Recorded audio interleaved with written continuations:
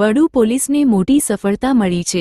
પાદરા તાલુકા તેમજ વડોદરા જિલ્લાના અલગ અલગ વિસ્તારોમાંથી સાયકલ ચોરી કરતો આરોપી ઉસ્માન મલેક ઝડપાયો છે। ગતરોજ વડુ પોલીસને બાતમી મળી કે ઉસ્માન મલેક મહંમદ ચોકડીથી જંબુસર તરફ ચોરી કરેલી રેન્જર સાયકલ લઈને જઈ રહ્યો છે।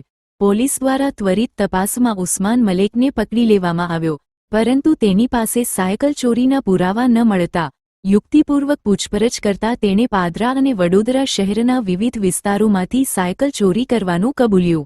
આ આરોપીએ ચોરી કરેલી સાયકલોને અન્ય લોકોમાં વેચી દીધી હતી।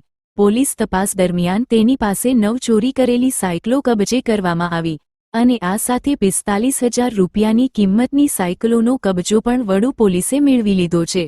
આ કેસની તપાસ ચાલુ છે અને વધુ વિગતો પણ બહાર આવી શકે છે। રિપોર્ટર સરફરાઝ દિવાન, વડુ, પાદરા।